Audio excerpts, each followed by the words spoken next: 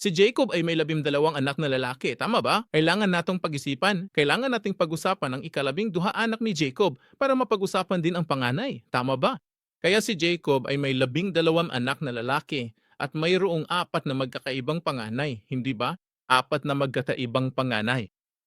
Una, natuto kami, alam natin ang tungkol sa tatlong panganay, tama ba? Tatlong uri ng panganay. Ang una ay physical na panganay, tama ba? Physical na panganay. Si Reuben ang panganay na anak ni Jacob, tama ba? Gayunpaman, supipin siya sa babae ng kanyang ama na si Bilha. Kaya nawala sa kanya ang karapatan at ang basbas bilang panganay, tama ba? Kaya kung titingnan mo ang Genesis 35:22, sinasabi nito, at nangyari habang naninirahan si Israel sa lupain iyon na si Ruben ay yumaon at sumiping kay Bilha na babae ng kaniyang ama. At narinig ito ni Israel. Ngayon, mayroong 12 anak na lalaki, tama ba? Kaya nakatala sa Biblia na si Ruben ay sumiping sa babae ng kanyang ama na si Bilha, tama ba? At pagdatong sa Genesis 49:34, sinasabi nito, Ruben, ikaw ang akong panganay, ang akong kapangyarihan at ang pasimula ng akong kalakasan, dakila sa danggal at dakila sa kapangyarihan, parang tubig na walang pigil. Hindi ka magkakaroon ng katanyagan dahil umakyat ka sa higaan ng iyong ama. Tapos dinungisan mo pa, pumunta siya sa sofa ko, di ba? Kaya dahil dito, nangyari na si Ruben, ang panganay sa pisikal na anyo, ay nawala ang karapatan at ang basbas nito.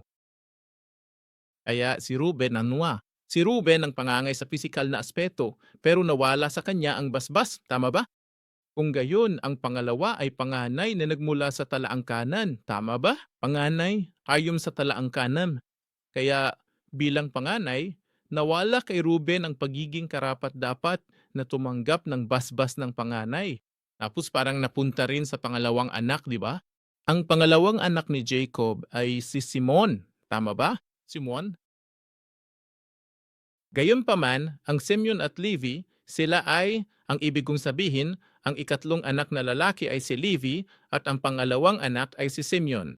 Ginamit ng mga Simeon o Levi ang banal na seremonya o ritual ng pagtutuli ng Diyos upang maghiganti sa mga taga-Sheken nang minaltrato ang kanilang kapatid na si Dina. Tama ba? Kaya ginagamit nila ang banal na ritual na ito ng mga Diyos. Disenyo, tama ba? Gawaon ng Diyos upang makapaghiganti ang tao. Kung titingnan natin ang Genesis 40:34, Genesis 34:24-27, Genesis 34:24-27, sinasabi nito, at lahat ng lumalabas sa pintuan ng kanyang lungsod ay nakinig kay Hamor at sa kanyang anak na si Shechem, at ang bawat lalaki ay tinuli, lahat ng lumalabas sa pintuan ng kanyang lungsod. At nangyari, sa ikatlong araw, habang sila'y naghihirap, na dalawa sa mga anak ni Jacob, sina Simeon at Levi, na magkapatid na Dina, ay kumuha ng tabi-kanilang tabak at sumalakay sa lungsod ng walang kamalay-malay at pinatay ang bawat lalaki. Pinatay nila si Hamo at ang anak niyang si Shechem gamit ang talin ng tabak, kinuha si Dina sa bahay ni Shechem at umalis. Si Jacob, na anak ni Jacob, ay dumating sa mga patay at sinamsam ang lungsod dahil dinungisan nila ang kanilang kapatid na babae. Kaya't nagawa ni na Simeon at Levi ang kasalanang ito at ayon sa huling habili ni Jacob, Genesis Kabanata 49, versikulo 5-7, Genesis 49, 5-7 ay sinasabi, sina Simeon at Levi ay magkapatid. Ang kanilang mga kaluluwa ay mga kasangkapan ng karahasan. Huwag mong hayaang pumasok ang aking kaluluwa sa kanilang konseho at huwag mong hayaang makiisa ang aking kaluwalhatian sa kanilang kapulungan. Sapagkat sa kanilang galit ay pumatay sila ng mga tao, at sa kanilang sariling kalooban ay pinilayan nila ang mga baka. Sumpain ang kanilang galit sapagkat ito ay mabangis, at ang kanilang puot sapagkat ito ay malupit. Panganalapim ko sila sa Jacob at panganalapim ko sila sa Israel. Kaya dahil sa pangyayaring ito, nawala rin ni na Simeon at Levi ang kanilang karapatan at ang basbas ng panganay. Tama ba? Sinusuway nila ng kanilang sarili, kaya hindi sila karapat-dapat tumanggap ng basbas ng panganay. Kaya ang karapatang ito at ang basbas ng panganay ay napunta sa ikaapat na anak na lalaki, tama ba? Pang-apat na anak ni Judah, pang-apat na anak ni Jacob, si Judah ngayon, di ba? Ang Judah ang naging panganay at sa talangkanan ay nakatala ayon sa lahi ni Judah, tama ba? Ang lahi ni Judah. Kaya tungkol kay Judah, Genesis 49:8 sa 10, Genesis 49 versikulo 8 hanggang 10, sinabi niya, Judah, pupurihin ka ng iyong kapatid. Ang iyong kamay ay mapapatong sa liig ng iyong mga kaaway. Yuyukod sa inyo ang anak ng iyong ama.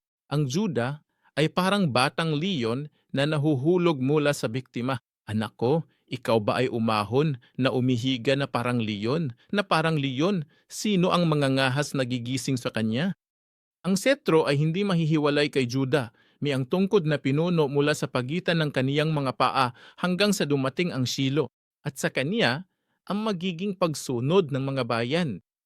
Kaya si Juda sa huling habilin ni Jacob ay pinuri ang Juda kaysa sa magkakapatid, higit sa mga kapatid. At bilang resulta, mula iyon sa mga hari sa lahi ni Juda. Tama ba? Ang maharlikang pamilya, mga hari, ang pamilya ni David. Tama ba? Dumating sila bilang mga inapo ni Juda. Tama ba? At bukod pa rito, si Hesukristo ay nagmula sa lahi ni Huda. Tama ba? Mateo 1:1:3. Mateo 1:1:3. Ang aklat ng talaangkanan ni Hesukristo na anak ni David, na anak ni Abraham, kay Abraham ay ipinanganak si Isaac at kay Isaac ay si Jacob at kay Jacob ay si Huda at ang kaniyang mga kapatid, tama ba? Kaya kahit na si Reuben ang panganay, naroon sina Simeon at Levi bilang pangalawa at pangatlong anak. Ngunit alam natin kung bakit nila dinungisan ang kanilang mga sarili upang hindi maging karapat-dapat na tumanggap ng bihayang ito. Kaya sa wakas, ang pang-apat na anak na si Judah ang napili upang magmana, maglipat at magpanatili ng talaangkangang ito upang maiugnay ito kay Hesukristo. Kaya ang pangatlo ay ang espiritual na panganay, tama ba? Espiritual na panganay. Kaya ang panganay sa pisikal na lahi ay si Ruben at ang panganay sa talangkanan ay si Judah. At mayroong espiritual na panganay. Tama ba?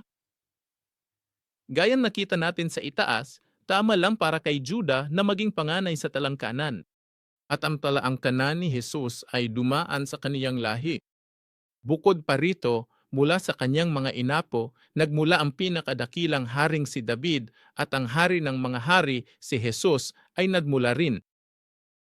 Gayunpaman, pinili ng Diyos si Jose bilang panganay pagkatapos ng pagkahulog ni Ruben.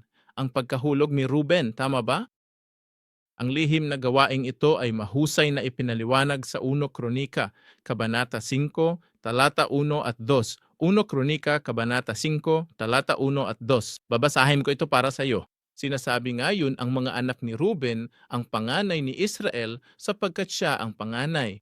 Ngunit dahil dinungisan niya ang higaan ng kanyang ama, ang kanyang karapatan sa pagkapanganay ay ibinigay sa mga anak ni Jose na anak ni Israel, kaya't hindi siya naitala sa talaangkanan, ayon sa karapatan ng pagkapanganay. Bagamat nanaig si Huda laban sa kanyang mga kapatid at sa kanya nagmula ang pinuno, ang karapatan sa pagkapanganay ay kay Jose pa rin. Kaya ipinaliwanag ng Diyos sa pamamagitan ng banal na kasulatang ito na tama at nararapat na tanggapin at manahin ng Juda at ipagpatuloy ang talaangkanang ito, ang nararapat na talaangkanan at ang pinagpalang talaangkanan na maiugnay kay Hesukristo. Gayunpaman, pagkatapos ng pagbagsak ni Ruben, pinili na ng Diyos na si Jose ang dapat tumanggap ng pagpapala. Ibig kong sabihin, sino ang dapat magkaroon ng karapatan sa pagkapanganay, hindi ba? Sino ang dapat maging panganay? Kaya ang panganay na naayon sa talangkanan ay ang panganay ayon sa sistemang tao, panganay ayon sa sistemang lipunan, tama ba? At isa itong biyaya, hindi ba? Ipway, pinagpala siya, di ba? Gayunpaman, ang ibig sabihin ng espiritual na panganay sa paningin ng Diyos ay pinili ng Diyos si Jose bilang panganay ng pamilyang ito, si Jacob, tama ba? Bueno, hindi na ipinapaliwanag pa ng siping ito kung ano ang kahulugan ng pagiging espiritual na panganay para kay Jose o kung paano ito nangyayari. Gayunpaman, sigurado akong natutunan na natin noon na kung sasaliksikin natin ang Biblia, may ilang pahiwatig na matatagpuan natin kaugnay ni Jose bilang espiritual na panganay. Una, tingnan natin ang Genesis 48:5 oksais. Genesis piwason limokono oksais. Nakasaad dito at ngayon ang dalawa mong anak na lalaki na ipinanganak sa iyo sa lupain ng Ehipto bago ako pumarito sa iyo sa Ehipto ay akin. Ang Ephraim at Manases ay magiging akin, gaya ni na Ruben at Simeon. Ngunit ang iyong mga supling na isinilang pagkatapos nila ay magiging iyo. Tatawagon sila ayon sa pangalan ng kanilang mga kapatid sa kanilang mana. Kaya tungkol kay Jose, bilang espiritual na panganay sa huling habili ni Jacob, nangako at nagpropesiya si Jacob. Kataibang bagay, hindi ba? Sinabi ni Jacob, kayong dalawang anak na lalaki, sina Ephraim at Manases, ay magiging akin mga anak at itatala bilang akin mga anak tulad ni na Ruben at Simeon. Gayunpaman, Joseph, may uron ka ng anak na magiging anak mo sa susunod, tama ba? Ang batang magiging anak mo sa susunod, ang batang ito ay magiging iyo na. Ngunit sina Ephraim at Manasseh ay magiging akin. Hindi ito pangkaraniwan, pero nangyari na, di ba? Kaya ang Ephraim at Manasseh ay naging isa sa mga tribo, tama ba? Sila ang 12 anak ni Jacob na dapat sana'y naging 12 tribo ng Israel, hindi ba? Gayunpaman, ang Jose ay kinuha mula sa 12 tribong ito. At sa halip na si Jose, isinama ang tribo ni Ephraim at tribo ni Manases. Tama da? Kaya sa halip na si Jose, ang dalawang anak na si Ephraim at Manases ang isinama at isinama. Gayunpaman, gayang magagawa mo sa simpleng kalkulasyon, tama, mayroong 12. Ang kay Jose ay inilabas, at ang dalawa kay Ephraim at Monasteryo ay inilagay. Kung gayon, sa kabuuan, ilan ang 13? Tama ba? 13 tribo. Kaya para maging 12, may iba pang kailaang alisin. At iyon ay ang tribo ni Levi. Tama ba? Ang tribo ni Levi ay inalis din. At tungkol sa tribo ni Levi, pag-uusapan natin sa susunod na pahina. Pero kahit papaano, ang tribo ni Ephraim at ang tribo ni Manasseh, tama ba? Binigyan sila ng isang bahagi ng mana, tulad ng ibang mga anak ni Jacob. Tama ba? Kaya no, kung itinuring natin ang Ephraim na may isang bahagi at ang Manases ay may isa pang bahagi, kung gayon, kung itinuring natin ang mana ni Jose, si Jose ay nakatanggap ng 2 dobleng bahagi. Tama ba? 2 bahagi. Sa Biblia, ang pagtanggap ng 2 bahagi ng mana ay ang tiyak na tanda ng pagiging panganay, hindi ba? Kaya kahit papaano ay ginawa ito ng Diyos at pagkatapos ay ipinahayag sa amin na si Jose ang panganay na aking pinili. At sa isip ko, sa mga mata ko, sa plano ko, si Joseph ang panganay ko, di ba? Pinatutunayan iyan ng mana na ang tribo ni Jose, masasabi nating ang kanang tribo ni Jose ay nakatanggap ng 2 pumalit kay Ephraim at Manases.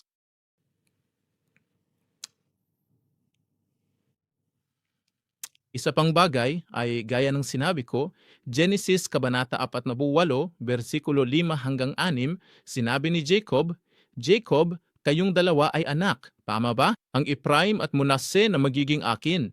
At Joseph, dapat ay may urong ka ng kasunod niyan, di ba? Isa na susunod sa kaiya.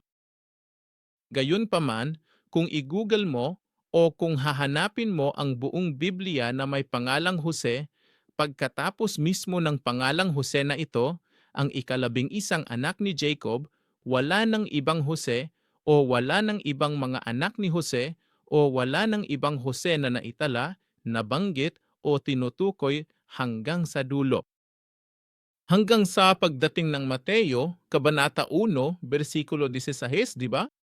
Kaya medyo kakaiba ang pangako ni Jacob o ang basbas ni Jacob, hindi ba? Sabi niya, kukunin ko ang 2 sa iyong mga anak na lalaki at sa iyo ang susunod na susunod, hindi ba? Pero may ilang tala ang Biblia tungkol sa mga karagdagang anak na lalaki o maging sa pangalan ni Jose, tama ba? Parang tuluyang nawala sa kasaysayan ng Biblia hangtod sa pagdating ng Mateo 1:16 at ang Mateo 1:16 ay ganito. At kay Jacob ay ipinanganak si Jose na asawa ni Maria na siyang nanganak kay Hesukristo na tinatawag na Kristo.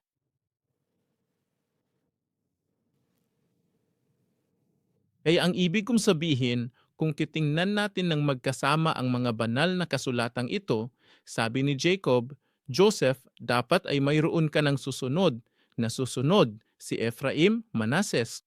Pagkatapos ay walang naitala hanggang sa Mateo Kabanata 1 at Mateo Kabanata 1. Isa pang Jose. Siyempre, isa pang taong ang pangalan ay Jose ang nabanggit at ang kanyang anak ay si Hesukristo, hindi ba? Kaya kung tayo, ang ibig kong sabihin sa hinaharap, kung pagsasamahin natin ito, parang ganon, hindi ba? Parang nangako o nagpropesiya na si Jacob na ang susunod mong magiging anak ay si Heso Kristo, hindi ba? Una sa lahat, sa tingin ko, kailangan nating pag-isipan ito. Kaya naman, ang pangalang Jose ay sadyang espesyal o napakalaki na hindi kailanman gugustuhing gamitin ng mga Hudyo o mga Hudyo para sa kanilang mga anak. Pwede naman, di ba? Mula sa sandaling ito, tama ba? Yung Jose na hindi mo kailanman ipangalan sa anak mo na Jose, napakalaki ng pangalang iyan. Kaya walay dapat magpangalan sa kanilang mga anak ng Jose. Nako, pwede naman itong mangyari.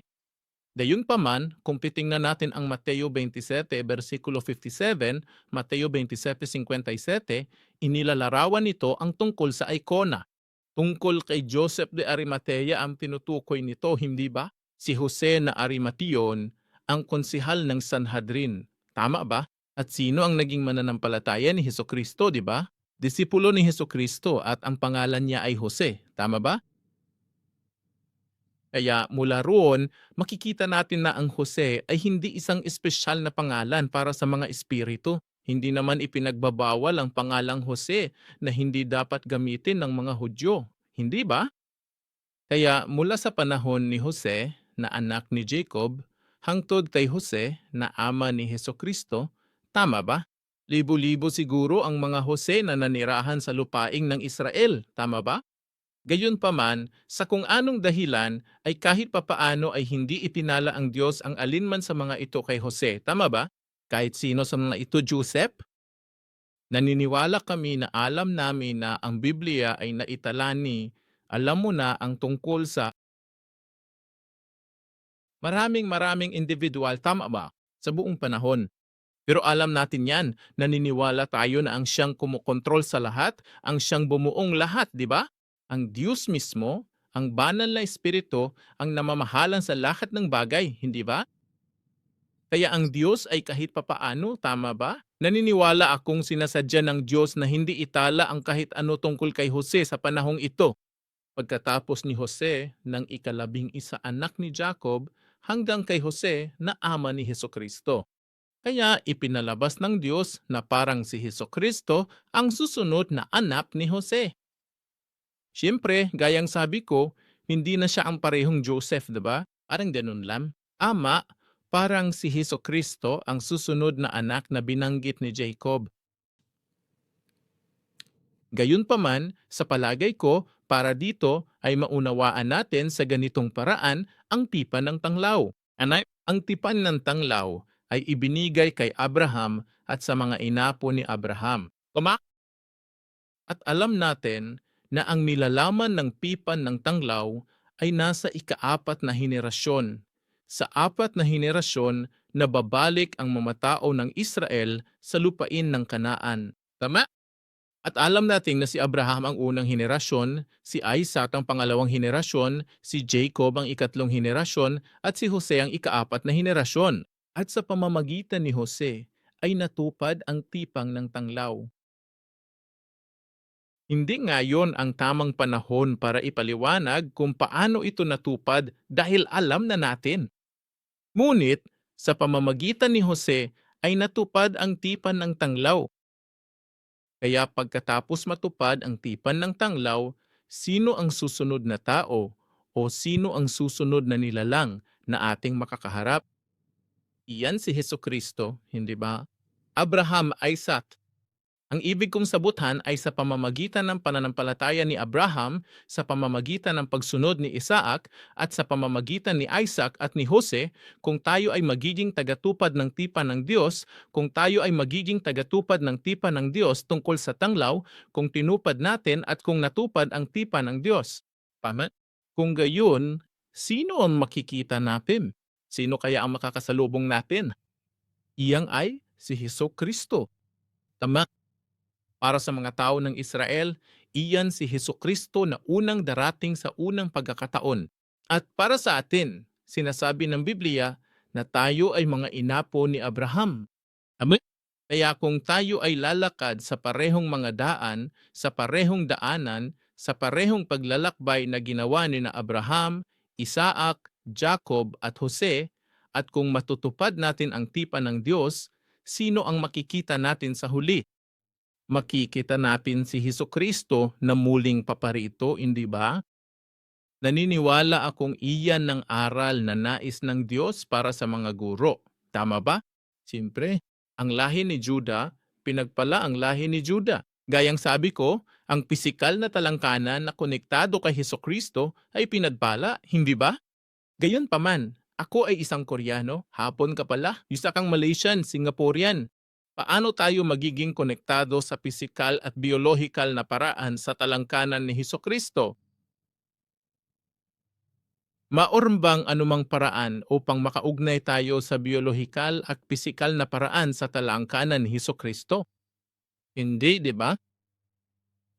Ang talakaanan ni Juda ay pinagpala, talagang pinagpala, at ito ay mabuti, tama. Pero at ang buod ng talaangkanan ng mga Juda ay kung ano talaga ang talaangkanan ng pananampalataya, tama ba? Ang talaangkanan ng pananampalataya na abot kay Heso Kristo sa parehong paraan kina Abraham, Isaac, Jacob, Jose, sila ang mga taong tapat, hindi ba? Ang lalaking may pananampalataya at sa pamamagitan ng talaangkan ng ito, ng tapat na talaangkan ng ito, tama ba? Kapag natupad na ang tipan ng Diyos, makakatagpo, makita, at makakasama natin si Heso Kristo.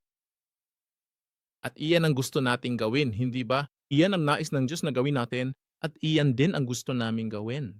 Gusto naming makita si Heso Kristo, gusto naming makilala siya, gusto naming makasama siya, gusto naming manirahan, at gusto naming mabuhay magpakailanman kasama ang aming Panginoong Heso Kristo. Kaya't dalangin ko na naway lahat ng mga taong nakikinig at sumasama sa atin online ngayong gabi ay makasama natin ng personal. Dalangin ko na basbasan ko sa pangalan ng Panginoon na naway maging tapat tayong lahat sa talaangkanan. Tama? At tayo bilang mga supling ni Abraham, tama ba? Tumatanggap tayo ng pananampalataya mula kay Abraham, tama ba? At gawin itong ating ama. At ipapasa natin ito sa ating mga inapo, di ba? Si Isaac o si Jacob o si Jose. Tama? Maari tayong maging si Jose. Maari ring si Isaac. Tama? Mga physical na inapo at gayon din ang mga espiritual na inapo. Kaya't ang talangkangangan ito, kung ang talangkangangan ito ay magiging ang simulang iyon, ay nagsimula kay Abraham.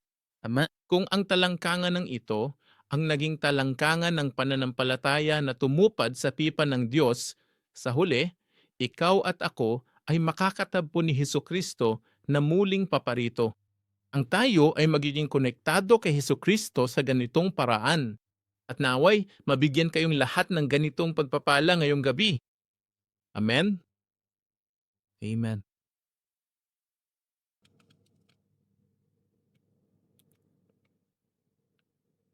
Amen. Kaya panghuli, may pang-apat na panganay, di ba? Ang pang-apat na panangay, karaniwan naming pinag-uusapan ang pisikal at hinetikong ito at ang espiritual na panganay ni Jacob. Tama? Gayunpaman, kapag ito, ibig kong sabihin kapag nabasa natin ang tungkol sa ika-6 na aklat at ang 24 na dibisyon, tama, alam naming nakakita kamig isa pang panganay. Masasabi nating sila ang mga panganay ng tribo, tama ba? Panganay ng tribo, Levi, ano, maybe? Ang tribo ni Levi. Sinasabi ng Biblia na sila rin ang panganay ng Diyos. Ama, kaya ang isa pang panganay na matatagpuan natin mula sa pamilya ng sambahayan ni Jacob ay ang panganay sa tribo, si Levi iyon. Tama, ang tribo ni Levi. Kaya si Levi, bagamat siya ang ikatlong anak ni Jacob, ay nawala ang ritual ng panganay dahil ginamit niya ang banal na ritual ng Diyos, ang pagtutuli, upang maghigante sa mga tao ng Shechem gaya ng sinabi ko. Ama. Gayunpaman, sa palagay ko ay natutunan natin noong nakaraang linggo na sa pamamagitan ng insidente ng pag-aalay ng kanilang sarili sa Diyos, sa pamamagitan ng lobos na pagsunod sa salita ng Diyos, pagdaig sa mga damdamin at pagmamahal ng tao, nang sumamba ang mga tao ng Israel sa ginintuwang guya sa paanan ng bundok Sinai. Hindi ko na kailangan ulitin ang sarili ko, di ba? Dahil nalaman natin noong nakaraang linggo nang bumaba si Moises, sinabi niya, kung sino man ang para sa Panginoon ay lumabas at lumabas ang mga anak ni Levi at ano ang iniutos ng Diyos. Inutusan silang Diyos na pumatay, hindi ba? Patayin ang mga sumasamba sa mga Diyos-Diyusan, tama ba? At hindi ito mga kaaway, mga kamag-anak nila iyon, mga kapatid nila at mga kaibigan nila, di ba? At nang patayin nilang lahat sila, ibig kong sabihin, nang pumatay sila ng humigit kumulang 3,000 katao, saka sinabi ng Diyos, ialay mo ang iyong sarili, ang paglilingkod mo, ang trabaho mo, ay naging pag-alay sa Diyos. Tama ba? Mga bilang, Kabanata 3, talata 12 hanggang 13, mga bilang 3, 12, 13. At sila nga, pagkatapos ng insidenteng ito, ay naibalik sila. At ipinahayag ng Diyos na ang lipi ni Levi ay ang lipi ng mga panganay na pag-aari ng Diyos. Tama ba? Sinasabi sa mga bilang 3, 12, 13, narito, akin kinuha ang mga Levita mula sa mga anak ni Israel sa halip na lahat ng panganay, ang mga unang bunga ng sinapupunan sa mga anak ni Israel. Kaya't ang mga Levita ay magiging akin, sapagkat lahat ng panganay ay akin. Nang araw na aking lipulin ang lahat ng panganay sa lupay ng Ehipto, aking pinabanal para sa akin ang lahat ng panganay sa Israel. Mula tao hanggang hayop, sila'y magiging akin. Ako ang Panginoon, di ba?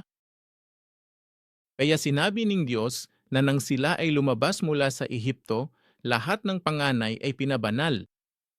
At lahat ng mga panganay na ito ay pag-aari na ngayong ng Diyos mismo.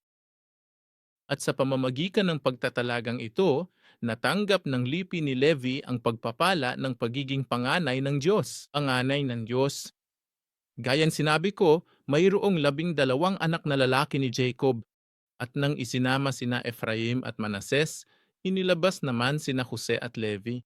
Si Jose, dahil siya ang kumakatawan kina Ephraim at Manases ng sabay. Pero bakit si Levi? Dahil ayon dito, dahil ang Levi ay hindi na isang tribo ng tao, hindi ba?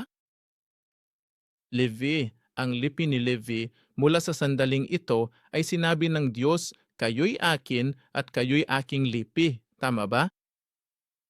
Noong nakaraang linggo, sinabi kong ang tribo ni Levi ay hindi nakatanggap ng anumang mana. Ano mang mana? Ang mana ay nangangahulugang ang ari-arian o lupang maaari nilang pagtrabahuhan, lupang maaari nilang pagninegosyohan, lupang maaari nilang ibenta o gawin ang anumang negosyo at kumita ng ilang kita. Ngunit ang tribo ni Levi ay hindi nakatanggap ng alinman sa mga manang ito bilang tao, hindi ba? Ngunit sinabi ng Diyos sa lipi ni Levi, ako ang magbibigay, ako ang iyong mana. Sabi, ako ang iyong manga. Kaya paano nabuhay at nabuhay ang tribo ni Levi? Kung paano nabuhay ang mga tao ni Levi? Sa pamamagitan sa ikapo, hindi ba? Alam natin na ang pagbibigay ng ikapo ay hindi isang tao. Tama ba? Pero para sa Diyos naman yan, di ba? Ang ikapo at ang handog ay dapat na ganoon at para lamang ito sa Diyos. Hindi ba? Para sa Diyos lang, pero utos ng Diyos, di ba? Mula ngayon, maari nang mabuhay ang mga Levita sa mga ikapo ng ibang mga tribo, hindi ba? Mga ikapong ibang mga tribo. Kaya ang mga ikapo ay ibinibigay sa Israel bilang pera upang mapanatili, pera upang mabuhay, hindi ba? Ganoon ang tempepi. Ibig kong sabihin,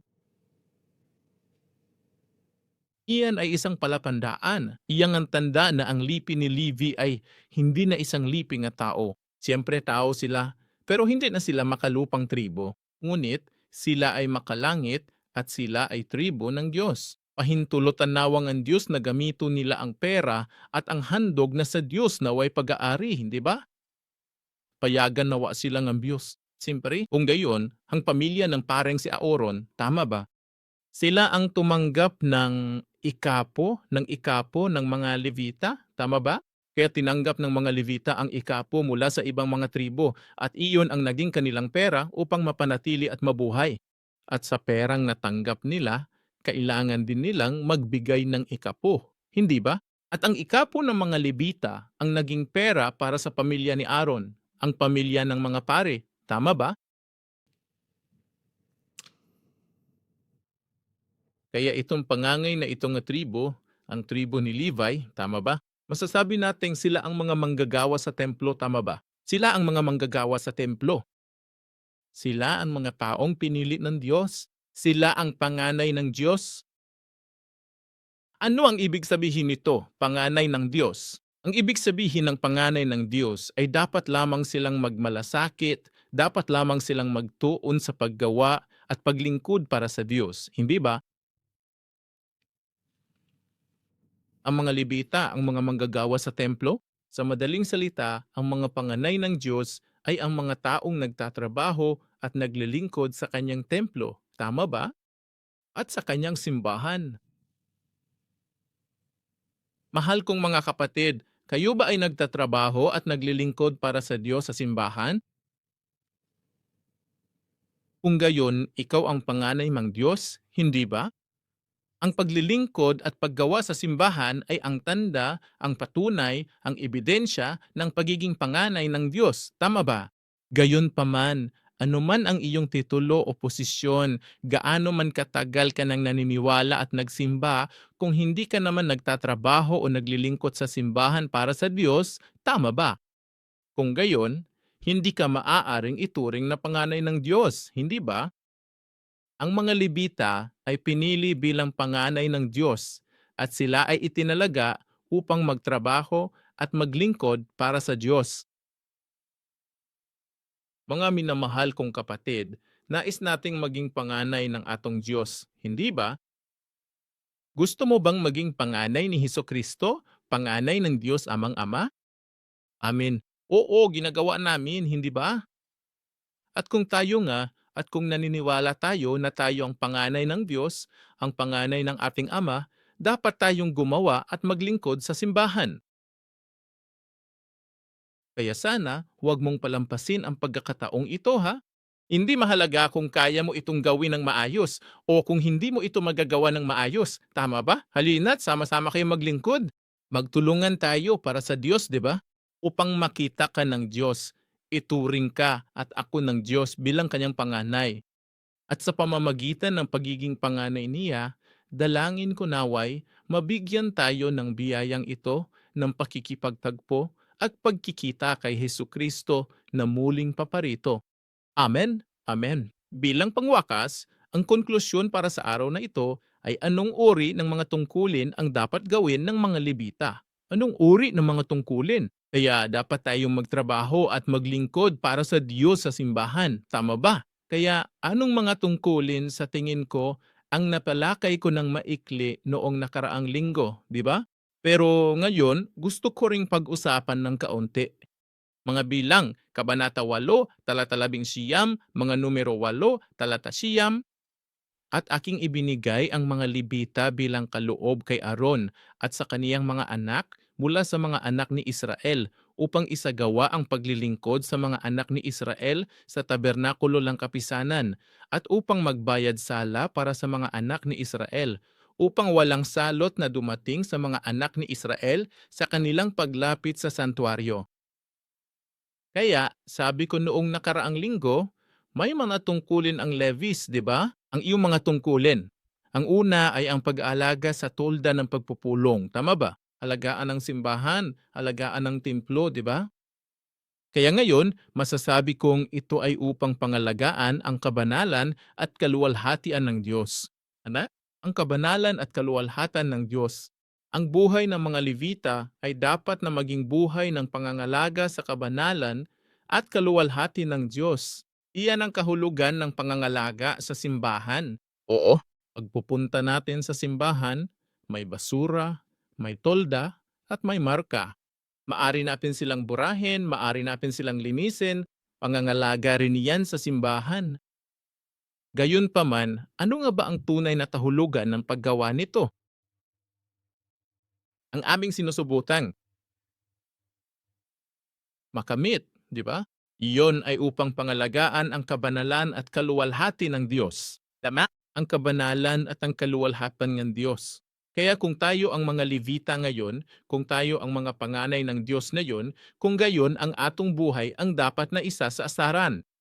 Dapat nating isagawa ang ating buhay upang mapanatili ang kabanalan at kaluwalhatian ng Diyos, hindi ba? Kung titingnan mo ang unang mga taga-Korinto, Kabanata 10, versikulo 31, unang mga taga-Korinto 10:31, sinasabi nito na kung kayo nga ay kumakain o uminom o anuman ang inyong ginagawa o sa ikaluluwalhati ng Diyos, hindi ba? Siyempre, kailangan naming maging mahusay sa pagpupursigi, kailangan naming maging mahusay sa pag-awit, kailangan naming maging mahusay sa pagserbisyo. Gayunpaman, ang sinasabi ko ay nabubuhay ba tayo upang luwalhatiin ang Diyos? Nabubuhay ba tayo ayon sa atong buhay? Ginagampanan ba natin ang atong buhay upang magbigay ng kaluwalhatian sa Diyos? Glory, tama? Nabubuhay ba tayo para sa kaluwalhatan ng Diyos? Kung gagawin naton, naniniwala ako na tayo talaga ang panganay ng Diyos ngayon. Pero kahit na ginagawa natin ang lahat ng iyan sa simbahan at kahit na marami tayong ginagawa, kung ang buhay natin ay hindi para magdulot ng kaluwalhatian sa Diyos, kailangan nating mag-isip muli, tama ba? Ano ang paraan ng pamumuhay na nais ng Diyos para sa atin? Kaya mahal kong mga kapatid, kung tayo ang mutala, ibig kong sabihin, oo, tayo ang mga Levita ng Diyos at mga manggagawa ng Diyos, tama ba? Panganay ng Diyos. Kaya umalis na tayo. Mamuhay tayo para sa kaluwalhatan ng Diyos at mamuhay tayo upang luwalhatiin ng Diyos Ama namin. Amen. Amen. Pamelawa, nakakatuwa naman talaga ito. Panalawa, sa palagay ko, nung nakaraang linggo, sinabi ko na mayroon silang isa pang tungkulin na pangalagaan ang mga tao ng Israel. Tama ba? Dahil sinasabi sa ikalawang kalahati ng mga bilang, 8:11, at upang gumawa ng pagbabayad sala para sa mga anak ni Israel upang walang salot na dumating sa mga anak ni Israel sa pamamagitan ng kanilang paglapit sa santuaryo. Kaya kung babaguhin ko ito ay upang palayain ang mga tao mula sa puot ng Diyos. Ito ay upang palayain ang mga tao mula sa puot ng Diyos. Hindi ba kamangha-mangha? Iyan ang tungkuling ibinigay sa mga Levita. Ikaw at ako, mayroon tayong tungkulin. Mayroon tayong teorya upang palayain ang mga tao mula sa puot ng Diyos, hindi ba?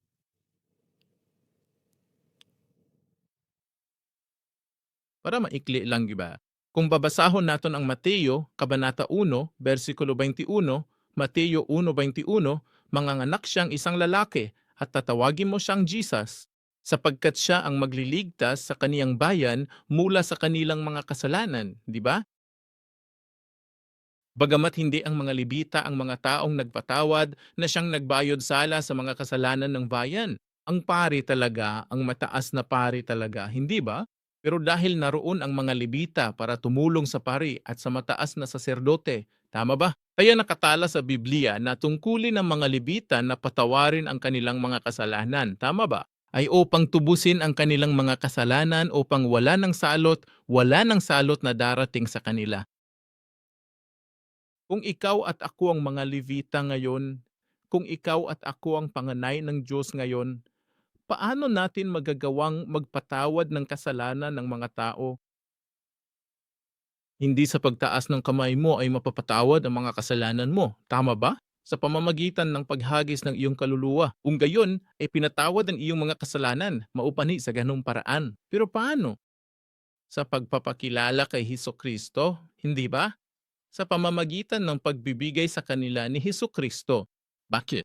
Dahil si Hesukristo ay naparito upang magpatawad, palayain sila mula sa mga kasalanan, hindi ba? Iligtas mo sila mula sa kanilang mga kasalanan. Sa makatuwid, ang tungkulin ng Levita ay ipakilala si Hesukristo sa mga taong nakapalibot sa atin. Kaya yung mga nakakilala kay Jesus, pero nakalimutan si Jesus, di ba? Kailangan natin silang anyayahan muli kay Hesukristo, hindi ba? Kailangan nating muling mag-imbita. Kailangan nating ipakilala si Hesukristo, ang siyang nagpapatawad, ang siyang nagbabayad sala sa ating mga kasalanan, tama ba? Upang sila, ang mga taong ito ay hindi mahulog sa puot ng Diyos at ug ang mga taong ito ay hindi mahulog sa mga salot ng Diyos. Ito ang atong tungkulin, hindi na? Ito ang atong tungkulin. May tungkulin tayong ipahayag at ipalaganap ang ebanghelyo ni Hesukristo, ang salita ng Diyos, sa mga taong nakapaligid sa atin. Hindi lang para gawin silang Kristiyano, hindi lang para gawin silang mananampalataya, hindi lang para saan, magpasalamat tayo, di ba? Ngunit upang ibigay ang biyayang ito, ang pagiging pinatawad, ang biyayang pagbabayad sala at biyayang pagiging malaya, iniligtas mula sa mga salot at sa puot ng Diyos. Kapag ang salita ng Diyos, kapag ang salita ng kasaysayan ng pagtubos ay ipinangaral at naihatid, naniniwala ako na magkakaroon ng kapatawaran kay Jesus, magkakaroon ng pagbabayad sala kay Hesus Kristo at wala ng anumang salot at anumang puot ng Diyos. Tama ba? At sinasabi ng Diyos na iyan ang tungkulin ng mga Levita ngayon. Gusto mo ba talagang maging mga Levita ng Diyos? Gusto mo ba talagang maging panganay ng Diyos? Sa tingin ko, hindi sa atin ang pagpipilian, di ba? Tinawag na tayo para maging panganay ng Diyos. At siyempre, handa tayo, hindi ba? Kaya, mahal kong mga kapatid, ating alam mo na, bilangin ang tungkulin. Tingnan natin ang tungkuling ibinigay sa atin at ating pag-isipan kung ano ang kailangan nating gawin mula ngayon. Sigurado akong nagtrabaho at naglingkod ka bilang mga libita ng Diyos at panganay ng Diyos hanggang ngayon. At dalangin ko na sana ipagpatuloy mo ang gawain iyan at maglingkod sa simbahan para sa Diyos, tama ba? At sa pamamagitan ng iyong paglilingkod, sa pamamagitan ng iyong trabaho, at sa pamamagitan ng iyong naglilingkod, naway matupad ang plano ng Diyos, at naway mas mabilis na maitatag ang kaharian ng Diyos. Tama ba? At naway sumainyo ang pagpapala ng Diyos.